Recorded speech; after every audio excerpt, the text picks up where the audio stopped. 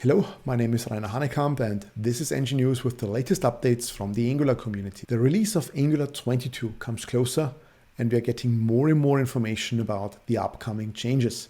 For example, we will get a new decorator for services, which will be called add service. So what's the difference to the current one to the add injectable? By default, add service will automatically provide the service in root. And you cannot use constructor-based dependency injection anymore, but have to go via the inject function. And another PR, which is still open, says that the resource family, that also includes httpResource, but also rxResource, will become stable. So the developer preview gets skipped. One also has to say that we have had the resource APIs for almost 1.5 years. So it's more than time. Alejandro Ruiz published an article on the Medium publication of ngconf about the 5 lifecycles of an Angular feature. That is experimental, developer preview, stable, but also deprecated and removed. Alejandro's article is not an internal document, but it perfectly lines up to the information that we are getting also from the Angular team. Experimental means that the API can change even in minor or in patch versions. Developer preview is more like, we like the design, show us the real world pain. Stable is the contract. Breaking changes belong then in majors, and when possible, migrations will always be added.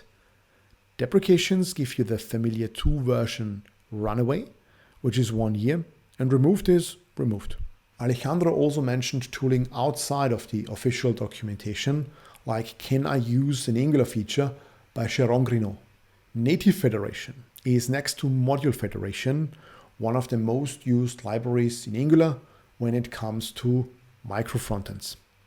Native Federation version 4 was now released with a lot of new features, where the most visual one is a website with a lot of documentation. The GitHub repository was also moved to a new organization.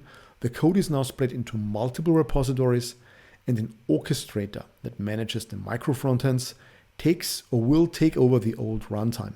In a former episode of Engine News, we've already covered VoidZero's work on an Angular compiler based on their Oxidation compiler, which is again based on Rust.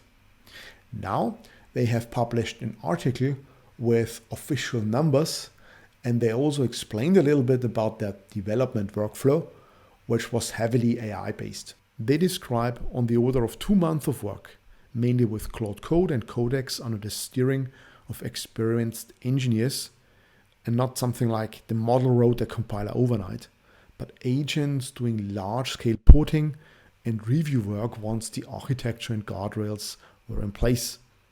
The headline numbers are eye-catching.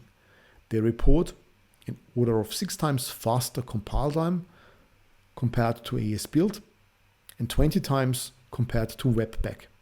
As always, be careful with those numbers, but they could be reasonable. They also left out a few features, for example, the template type check, and they also admitted that the removal or the skipping of this type check was actually a big performance boost. The compiler is available as a Vite plugin, which means if you want to use it, go with analog.js. VoidZero also made it quite clear that this was an experiment, which means this project is no longer maintained, but we also know that in parallel, the Angular team is also playing with Rust on a new compiler. And that's it. I wish you a nice week and see you in the next episode. Goodbye.